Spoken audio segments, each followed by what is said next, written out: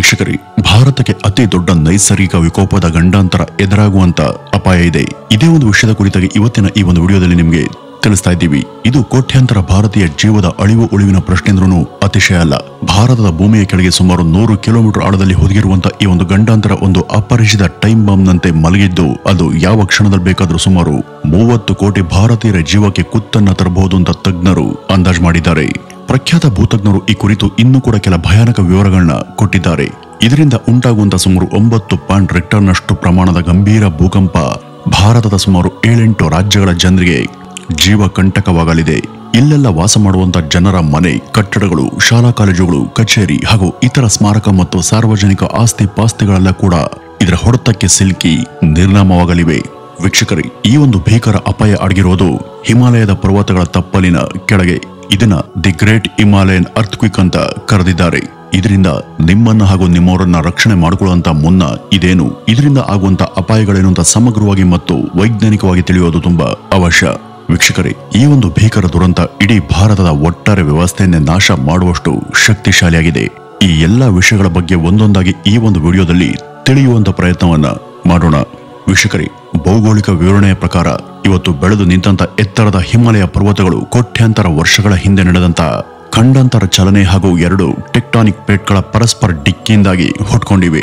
ದಕ್ಷಿಣದಲ್ಲಿ ಭಾರತೀಯ ಭೂತಟ್ಟೆ ಹಾಗೂ ಉತ್ತರದಿಂದ ಟಿಬೆಟಿಯನ್ ಪ್ಲೇಟ್, ಈ 2 ಕೂಡ ಪರಸ್ಪರ ಒಂದರ ಕಡೆಗೆ ಸಾಗ್ಬಂದು ನಡುಮಧ್ಯ ಈ ಒಂದು ಒತ್ತಡದಿಂದ ನಿಧಾನವಾಗಿ ಮೇಲೆದ್ದು ಇವತ್ತು ಅದು ಹಿಮಾಲಯ ಅಂತ ಕರೆಸ್ಕೊಂಡಿದೆ. ಪ್ರತಿ ವರ್ಷವೂ ಕೂಡ ಕೆಲವು ಮಿಲಿಮೀಟರ್ನಷ್ಟು ವೇಗದಲ್ಲಿ ಇವು ಡಿಕ್ಕಿಯನ್ನ ಹೊಡಿತಾ ಹಿಮಾಲಯ ಇಂತಿಷ್ಟು ಇಂಚು ಹಾಗೂ ಮಿಲಿಮೀಟರ್ ಉದ್ದಕ್ಕೆ ಬೆಳಿತಾನೆ ಇದೆ. ಈ ರೀತಿ ಆಗೋದ್ರಿಂದ ಮೇಲೆ ಹಿಮಾಲಯದ ಕಣಿವೆಗಳ ಪರ್ವತಗಳ ಸಾಲುಗಳು ಬೆಳಿತವೆ. ಆದರೆ ಈ ಪ್ಲೇಟ್ಗಳು ನೆಲದ ಕೆಳಗೆ ಹೋಗ್ತಾನೆ ಸಾಗೋದ್ರಿಂದ ಅಲ್ಲಿ ಭೂಘರ್ಷಣೆ ಮತ್ತು ಭೂತಾಪದಂತ ಒತ್ತಡ ಕೂಡ ಉಂಟಾಗಿ ಅದು ಅತಿ ದೊಡ್ಡ ಭೂಕಂಪ ಸೃಷ್ಟಿಯಾಗುವಂತ ಸಾಧ್ಯತೆ ಇದೆ. ಇದು ನೈಸರ್ಗಿಕ ಪ್ರಕ್ರಿಯೆ ಆದ್ರೂ ಕೂಡ ಹಿಮಾಲಯದ ವಿಚಾರದಲ್ಲಿ ಇದು ಅದರ ಸ್ಕೇಲ್ ಹಾಗೂ ಮ್ಯಾಗ್ನಿಟ್ಯೂಡ್ಗಳು ತುಂಬಾ ಭಯಾನಕ ಸ್ವರೂಪವನ್ನು ಪಡೀತವೆ. ಕಳೆದ 70 ವರ್ಷಗಳಿಂದನೂ ಕೂಡ ಹಿಮಾಲಯ ಇಷ್ಟೆಲ್ಲ ಒತ್ತಡಗಳ ನಡುವೆ ಕೂಡ ಶಾಂತವಾಗಿ ಮಲಗಿದೆ. ಇಷ್ಟು ವರ್ಷಗಳಲ್ಲಿ ಇಲ್ಲಿ ಹೇಳಿಕೊಳ್ಳುವಂತ ಪ್ರಬಲ ಭೂಕಂಪ ನಡೆದಿಲ್ಲ. ಹಾಗಂತ ಅದು ಶಾಂತವಾಗಿದೆ ಮತ್ತೆ ಮೌನದಿಂದ ಇದೆಂದ ಮಾತ್ರಕ್ಕೆ ಅದು ಶುಭ ಶಕುನ ಅಲ್ಲ. ಭೂಮಿಯ ಒಳಗೆ ಅವ್ಯಕ್ತ ಹಾಗೂ ಗಂಭೀರವಾದಂತಹ ಒತ್ತಡ ದಿನೇ ದಿನೇ ಹೆಚ್ಚಾಗ್ತಾನೆ ಇದೆ ಅನ್ನೋದು ಕೂಡ ಇದರ ಅರ್ಥ ಇರಬಹುದು. ತಜ್ಞರ ವಾದದ ಪ್ರಕಾರ ಪ್ರತಿ 100 ವರ್ಷಗಳಿಗೆ ಒಂದ್ಸಾರಿ ಭಾರತೀಯ ಪ್ಲೇಟ್ ಸುಮಾರು 2 ಮೀಟರ್ನಷ್ಟು ಟಿಬೆಟಿನ ಪ್ಲೇಟ್ನ ಒಳಗೆ ಇಳಿಯುತ್ತೆ. ಆದ್ರೆ ಈ ಸಾಗಿ ಇಳಿಯುವಂತ ವೇಗ ಹಿಮಾಲಯದ ಎಲ್ಲಾ ಕಡೆ ಸಮಾನವಾಗಿ ಅಥವಾ ಒಂದೇ ರೀತಿ ನಡೆಯೋದಿಲ್ಲ. ಕೆಲವು ಕಡೆ ನೆಲ ಅಥವಾ ಪ್ಲೇಟ್ಗಳು ಸಿಂಕ್ ಆಗುವ ಬದಲು ಆ ಕಡೆ ಈ ಕಡೆ ಹೋಗ್ಲಾರ್ದೆ ಸ್ಟಕ್ ಆಗ್ತವೆ. ಅವೆರಡೂ ಕೂಡ ಪರಸ್ಪರ ಅಭಿಮುಖವಾಗಿ ಒಂದನ್ನೊಂದು ತಿಕ್ಕುವಾಗ ಅಲ್ಲಿ ಅಸಾಧ್ಯವಾದಂತ ಭೂ ಒತ್ತಡ ಉಂಟಾಗಿ ಆ ಪ್ರೆಷರ್ನ ಪ್ರಮಾಣ ಏರ್ತಾನೆ ಹೋಗುತ್ತೆ.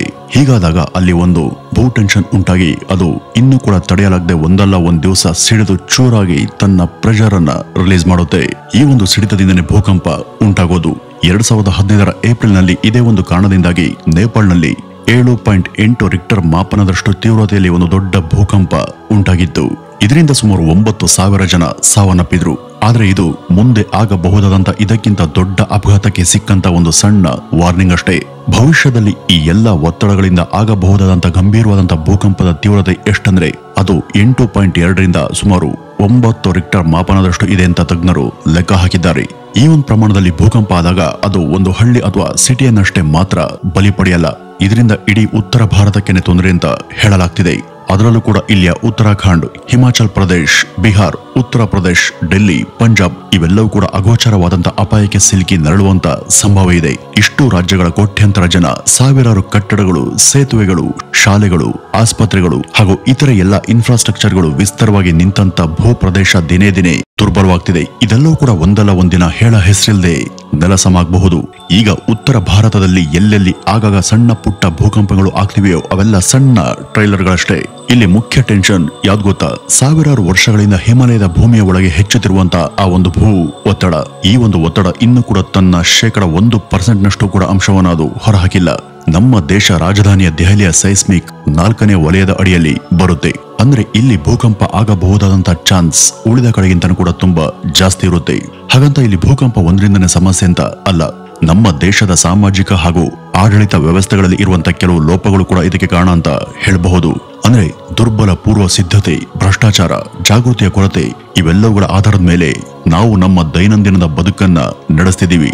ನಮ್ಮಲ್ಲಿ ಇವತ್ತು ತಂತ್ರಜ್ಞಾನ ಇಷ್ಟೆಲ್ಲ ಅಭಿವೃದ್ಧಿಯಾಗಿದ್ರೂ ಕೂಡ ಇಂಥ ವಿಕೋಪಗಳ ಬಗ್ಗೆ ಮೊದಲೇ ತಿಳಿದು ವರದಿ ಕೊಡುವಂತ ಅನೇಕ ಹವಾಮಾನದ ಏಜೆನ್ಸಿಗಳು ಇದ್ರೂ ಕೂಡ ಅವುಗಳಿಂದ ನಮ್ಗೇನ್ ಉಪಯೋಗ? ಭೂಕಂಪದ ಬಗ್ಗೆ ಮೊದಲೇ ಗ್ರಹಿಸಿ ತಿಳಿಸಬಹುದೇ ವಿನಃ ಅವು ನಡೆದಾಗ ಅವುಗಳನ್ನ ತಡೆಯೋದಿಕ್ಕೆ ಯಾರಿಗೂ ಸಾಧ್ಯ ಇಲ್ಲ ಅಲ್ವಾ? ಹಾಗಾದಾಗ ಭಾರತೀಯರಾದಂತ ನಾವು ಯಾರನ್ನ ನಂಬಬೇಕು ಹಾಗೂ ಏನ್ ಮಾಡ್ಬೇಕು? ಭೂಮಿಯ ಕೆಳಗೆ ಅಡಗದಂತ ಶಕ್ತಿಗಳನ್ನ ನಾವು ನೋಡೋದಿಕ್ಕೆ ಸಾಧ್ಯ ಇಲ್ಲ.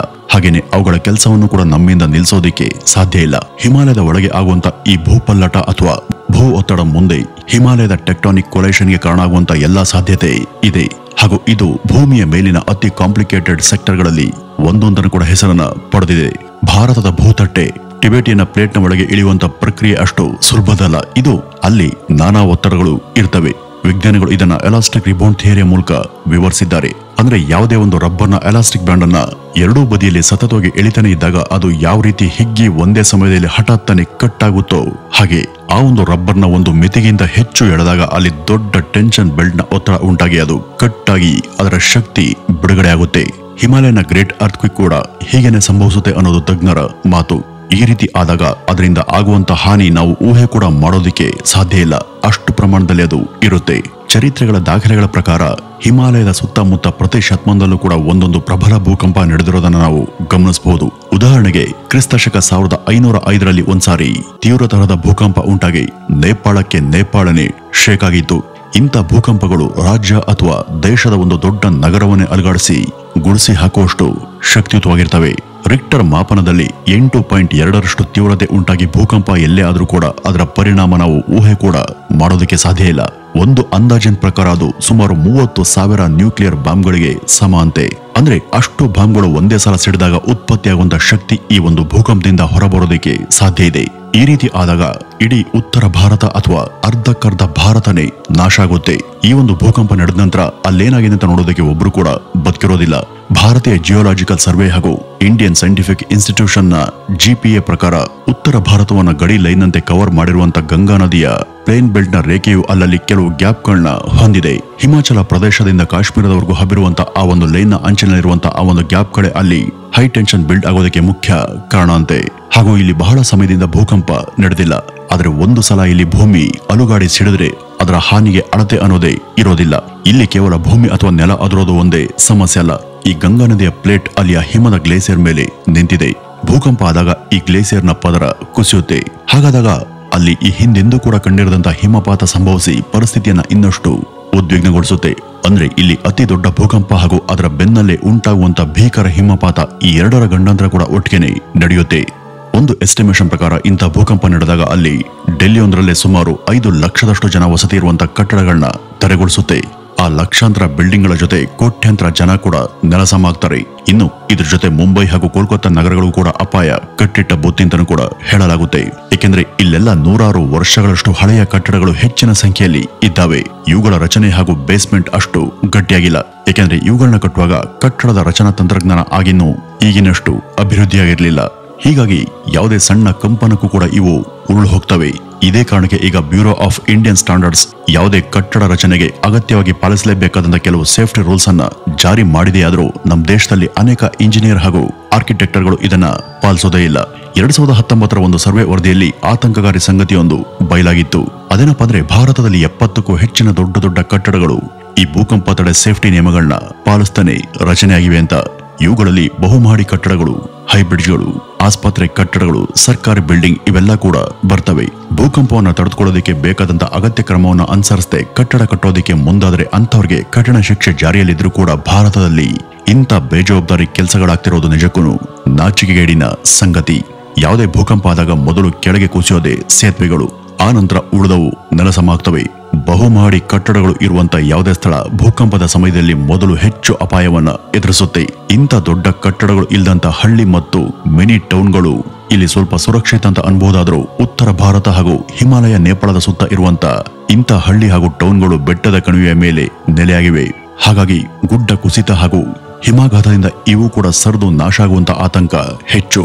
ಉದಾಹರಣೆಗೆ ಇಟಾನಗರ್, ಧರ್ಮಶಾಲಾ, ದಿಯು ದಮನ್ ಈ ಎಲ್ಲಾ ನಗರಗಳು ಕೂಡ ಬೆಟ್ಟದ ತಪ್ಪಲಿನ ಮೇಲಿವೆ. ಇಂಥ ಅಪಾಯಕಾರಿ ಹಾಗೂ ಸೂಕ್ಷ್ಮ ಜಾಗಗಳಲ್ಲಿ ಭೂಕಂಪ ಸಂಭವಿಸಬಹುದು. ಮತ್ತೆ ಆ ಪರ್ವತ ಕೂಡ ಕೆಳಗೆ ಕುಸಿಬಹುದು. ಅಲ್ಲಿ ವಾಸ ಮಾಡುವಂತ ಜನರು ಮತ್ತು ಅವರ ಮನೆಗಳ ಸ್ಥಿತಿ ಆಗ ಏನಾಗಬಹುದು?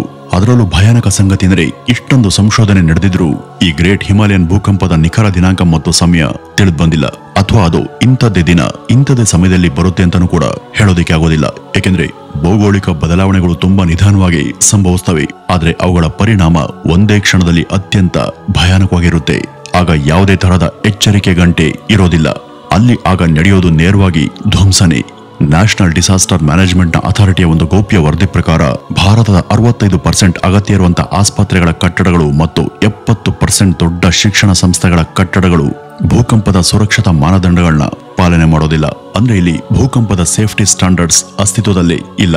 ಇದರ ಅರ್ಥ ಯಾವಾಗ ಅಪಾಯ ಬರುತ್ತೋ ಆಗ ಶಿಕ್ಷಣ ಮತ್ತು ಚಿಕಿತ್ಸೆ ಎಂಬ ವಲಯದ ಬಿಲ್ಡಿಂಗ್ಗಳು ಮೊದಲು ಧರೆಗೆ ಉರುಳುತ್ತವೆ. ವೀಕ್ಷಕರೇ, ನಾವು ಇಲ್ಲಿ ಇದನ್ನೇನು ಊಹೆ ಮಾಡ್ತಿಲ್ಲ. 2001ರಲ್ಲಿ ಗುಜರಾತ್ನಲ್ಲಿ ಆದಂತಹ ಭೂಕಂಪ ರಿಕ್ಟರ್ ಮಾಪನದಲ್ಲಿ 7.7 ತೀವ್ರತೆಯಲ್ಲಿ ಇತ್ತು.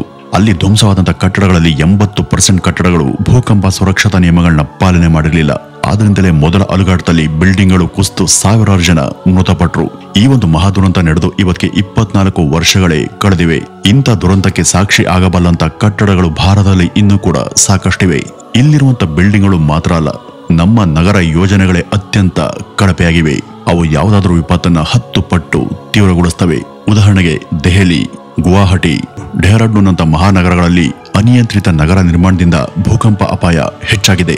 ಜನನಿಬಿಡ ಏರಿಯಾಗಳು, ಅಕ್ರಮ ಕಟ್ಟಡಗಳು, ಜನಸಂದಣಿ ಇವೇ ಮೊದಲಾದವು ನಮ್ಮಲ್ಲಿ ಏನೇ ತುರ್ತು ಪರಿಸ್ಥಿತಿ ಬಂದರೂ ಕೂಡ ಪರಿಹಾರಯುತವಾಗಿ ಕಾರ್ಯವೈಖರಿ ನಡೆಸೋದಕ್ಕೆ ಅಸಾಧ್ಯವಾಗುವಷ್ಟು ಪರಿಸ್ಥಿತಿಯನ್ನ ತರುವಂತಾಗಿವೆ. ವೀಕ್ಷಕರೇ, ಭಾರತ ಬಹಳ ಅತಿಯಾಗಿ ಅಣಿಯಾಗಿಲ್ಲದಂತಹ ಸ್ಥಿತಿಯಲ್ಲಿದೆ. ಅಂದ್ರೆ ಇಲ್ಲಿ ಸಮತಟ್ಟು ಪ್ರದೇಶ ಹಾಗೂ ಸಮಾನಾಂತರವಾಗಿ ಹಬ್ಬಿದಂತ ಬಯಲು ಜಾಸ್ತಿ ಇದೆ. ಅದೇ ನೀವು ಜಪಾನ್ ದೇಶವನ್ನ ನೋಡಿ, ಅಲ್ಲಿ ವರ್ಷ ಪೂರ್ತಿ ಸರಾಸರಿಗಿಂತನೂ ಕೂಡ ಹೆಚ್ಚು ಭೂಕಂಪಗಳು ಸಂಭವಿಸ್ತವೆ. ಆದ್ರೆ ಅಲ್ಲಿರೋ ಜನರು ಭೂಕಂಪದಿಂದ ಪಾರಾಗಬಹುದಾದಂತ ಪ್ರತಿರೋಧಕ ಕಟ್ಟಡಗಳಲ್ಲಿ ವಾಸ ಮಾಡ್ತಾರೆ. ಅದಕ್ಕಾಗಿ ಅವರು ಅನೇಕ ತರಹದ ಅತ್ಯಾಧುನಿಕ ತುರ್ತು ಯೋಜನೆಗಳನ್ನ ಮತ್ತು ತರಬೇತಿಗಳನ್ನ ತಮ್ಮ ದೈನಂದಿನ ಬದುಕಿನ ಭಾಗವನ್ನಾಗಿ ಮಾಡಿಕೊಂಡಿದ್ದಾರೆ. ಪ್ರಾಥಮಿಕ ಶಾಲೆಯ ಮಕ್ಕಳು ಕೂಡ ಭೂಕಂಪ ಆದಾಗ ಏನ್ ಮಾಡಬೇಕು ಎಂಬುದನ್ನ ಅಲ್ಲೆಲ್ಲ ಚೆನ್ನಾಗಿನೇ ಕಲ್ತಿದ್ದಾರೆ. ಆದ್ರೆ ಅದಕ್ಕೆ ಹೋಲಿಸಿದ್ರೆ ನಮ್ಮ ಭಾರತದ ಪರಿಸ್ಥಿತಿ ತುಂಬಾ ಕೆಟ್ಟದಿದೆ. ಇಲ್ಲಿ ಅದಕ್ಕಿಂತಲೇ ನಡೆಸುವಂತ ಹಾಗೂ ಇರುವಂತ ಅನೇಕ ತುರ್ತು ಅವಗಾಹನೆಯ ಶಿಬಿರಗಳು ಜನರನ್ನ ಸರಿಯಾದ ರೀತಿಯಲ್ಲಿ ತಲುಪ್ತಿಲ್ಲ. ಅದರಲ್ಲೂ ಇಲ್ಲಿ ಮಾಸ್ಟರ್ ಡ್ರಿಲ್ಗಳು ವಿರಳವಾಗಿ ಮಾತ್ರ ನಡೀತವೆ. ಇಲ್ಲಿ ಪರಿಸ್ಥಿತಿ ಹೀಗಿದ್ರೂ ಕೂಡ ಅದನ್ನ ಅಧಿಕಾರಿಗಳು ಗಂಭೀರವಾಗಿ ತೆಗೆದುಕೊಳ್ಳೋದಿಲ್ಲ. ಇದನ್ನ ಅವರು ಲೆಕ್ಕಿಸದೆ ಬಿಟ್ಟಿರೋದು ನಿಜಕ್ಕೂ ಅಪಾಯಕಾರಿ. ಇನ್ನು ಈ ಭೀಕರ ಭವಿಷ್ಯ ಸರ್ಕಾರದ ಗಮನಕ್ಕೂ ಈಗಾಗಲೇ ಬಂದಿದೆ. NDMA ನೀಡಿದಂತ ವರದಿಗಳ ಪ್ರಕಾರ ಭೂಕಂಪ ನಡೆದಂತ 48 ಗಂಟೆಗಳಲ್ಲಿ 5 ರಿಂದ 10 ಲಕ್ಷ ಜನರು ಸಾವನ್ನಪ್ಪುವಂತ ಸಾಧ್ಯತೆ ಇದೆ. ಅಥವಾ ನಿಜವಾದ ಸಂಕಷ್ಟ ಭೂಕಂಪದ ನಂತರ ಶುರುವಾಗುತ್ತೆ. ಆಗ ಲಕ್ಷಾಂತರ ಜನ ಆಶ್ರಯ ಇಲ್ಲದೇನೆ ಉಳಿತಾರೆ. ತಾತ್ಕಾಲಿಕ ಶಿಬಿರಗಳಲ್ಲಿ ತಿಂಗಳುಗಳ ಕಾಲ ಬದುಕಬೇಕಾಗುತ್ತೆ. ಆದ್ರೆ ಅಷ್ಟು ದೊಡ್ಡ ಪ್ರಮಾಣದ ರಕ್ಷಣಾ ಕಾರ್ಯಾಚರಣೆಗೆ ನಾವು ತಯಾರಾಗಿಲ್ಲ. ಲಾಜಿಸ್ಟಿಕ್ ನಿಂದ ಹಿಡಿದು ಸಂಘಟನೆವರೆಗೂ ಎಲ್ಲಾ ಕಡೆ ನಾವು ಜಪಾನ್ ಹಾಗೂ ಇತರ ಮುಂದುವರೆದಂತ ಪ್ರಜ್ಞಾವಂತ ದೇಶಗಳಿಗಿಂತ ಹಿಂದೆನೆ ನಿಂತಿದ್ದೇವೆ. ಹಾಗಾದಾಗ ನಾವು ಈ ಭೀಕರತೆಯನ್ನ ತಡೆಯೋದಕ್ಕಂತೂ ಸಾಧ್ಯ ಇಲ್ಲ. ಆದರೆ ಇವತ್ತಿನ ತ್ವರಿತ ಮತ್ತು ಗಂಭೀರ ಕ್ರಮವನ್ನು ತಗೊಂಡ್ರೆ ಆಗಬಹುದಾದಂತ ವಿನಾಶವನ್ನ ಕಡಿಮೆ ಮಾಡೋದಿಕ್ಕೆ ಸಾಧ್ಯ. ಹಿಮಾಲಯದ ವಾತಾವರಣ ನಮಗೆ ಈಗಾಗಲೇ ಬಲವಾದ ಎಚ್ಚರಿಕೆಯನ್ನ ಕೊಟ್ಟಿದೆ. ಕೆಲವು ಶಾಸ್ತ್ರಜ್ಞರು ಕೂಡ ಈ ಒಂದು ಅಪಾಯವನ್ನ ಗುರುತಿಸಿದ್ದಾರೆ. ಇದನ್ನು ನಿಲ್ಲಿಸೋದಕ್ಕೆ ಸಾಧ್ಯ ಇಲ್ಲವಾದರೂ ತಯಾರಿಯನ್ನ ಈಗಾಗಲೇ ಶುರು ಮಾಡಿದ್ರೆ ನಾವು ಬಹಳಷ್ಟು ಜೀವಗಳನ್ನ ಉಳಿಸಬಹುದು. ಈಗಲೂ ನಾವ್ಯಾರು ಕೂಡ ಎಚ್ಚೆತ್ಕೊಳ್ಳಿಲ್ಲ ಅಂದ್ರೆ ನಾಳೆ ಸಮಯ ಜಾರು ಹೋದಾಗ ಅನುಭವಿಸುವಂತ ಸಂಕಷ್ಟಕ್ಕೆ ಹಾಗೂ ಎದುರಾಗುವಂತ ನಷ್ಟಕ್ಕೆ ಯಾರನ್ನ ದೂರಿದ್ರೂ ಪ್ರಯೋಜನ ಇಲ್ಲ. ಅಲ್ಲ, ಈ ಭೂಕಂಪನ ಹೇಗ್ ತಡೆಯೋದು, ಅದಕ್ಕೆ ಸರ್ಕಾರ ಏನ್ ತಾನೇ ಮಾಡೋಕ್ಕಾಗುತ್ತೆ ಅಂತ ನೀವು ಕೇಳಬಹುದು. ಅದಕ್ಕೆ ಒಂದಷ್ಟು ಕ್ರಮಗಳಿವೆ. ಅದರಲ್ಲಿ ಮೊದಲನೇದು ರೆಟ್ರೋಫಿಟಿಂಗ್ ಮಿಷನ್. ಅಂದ್ರೆ ದೇಶದ ಎಲ್ಲಾ ಹಳೆ ಕಟ್ಟಡಗಳನ್ನ ಭೂಕಂಪ ಪ್ರತಿರೋಧಕವಾಗಿಸುವಂತ ಯೋಜನೆಯನ್ನ ರೂಪಿಸಬೇಕು. ಎರಡನೆಯದು ಮಾಸ್ಟರ್ ಡ್ರಿಲ್ಗಳು ಮತ್ತು ಸಾರ್ವಜನಿಕ ತರಬೇತಿ ಜಾರಿಯಾಗುವುದು. ಅಂದ್ರೆ ಪ್ರತಿಯೊಂದು ಮನೆ, ಶಾಲೆ, ಕಚೇರಿ, ಕಾಲೋನಿಯಲ್ಲಿ ಭೂಕಂಪದ ಎಮರ್ಜೆನ್ಸಿ ಡ್ರಿಲ್ ಅನ್ನ ನಡೆಸಬೇಕು. ಜನಕ್ಕೆ ತುರ್ತು ಸಂದರ್ಭದಲ್ಲಿ ಏನ್ ಮಾಡಬೇಕು ಅಂತ ಅರಿವನ್ನ ಮೂಡಿಸಬೇಕು. ಅಂದ್ರೆ ನಮ್ಗೆ ಭೂಕಂಪ ಆಗುವಂತ ನಿಖರ ಸಮಯ ಗೊತ್ತಾಗದೇ ಇದ್ರೂ ಕೂಡ ಅತ್ಯಾಧುನಿಕ ಸೆನ್ಸರ್ಗಳು ಹಾಗೂ ಅಲಾರಾಂಗಳ ಹಾಗೆ ತಕ್ಷಣ ಎಚ್ಚರಿಸುವಂತ ವ್ಯವಸ್ಥೆಯನ್ನ ಅಭಿವೃದ್ಧಿಪಡಿಸೋದು. ಈ ಒಂದು ಟೆಕ್ನಾಲಜಿನ ಜಪಾನ್ ಅವರು ಅಳವಡಿಸಿಕೊಂಡಿದ್ದಾರೆ. ಅದಕ್ಕೆ ಇವತ್ತಿಂದಲೇ ತಯಾರಾಗೋದನ್ನ ನಾವು ಶುರು ಮಾಡಬೇಕು. ಇಲ್ಲದಿದ್ರೆ ಅಪಾಯ ಆದ್ಮೇಲೆ ಜನ ಪಶ್ಚಾತ್ತಾಪ ಪಡೋದಕ್ಕೂ ಬದುಕಿರೋದಿಲ್ಲ. ವೀಕ್ಷಕರೇ, ಇದಿಷ್ಟು ಇವತ್ತಿನ ಈ ಒಂದು ವಿಡಿಯೋದ ಮಾಹಿತಿ. ಇನ್ನು ಇದ್ರ ಬಗ್ಗೆ ನಿಮ್ಮ ಅನಿಸಿಕೆಯನ್ನ ಕಮೆಂಟ್ ನ ಮೂಲಕ ತಪ್ಪದೆ ತಿಳಿಸಿ. ನಮಸ್ಕಾರ.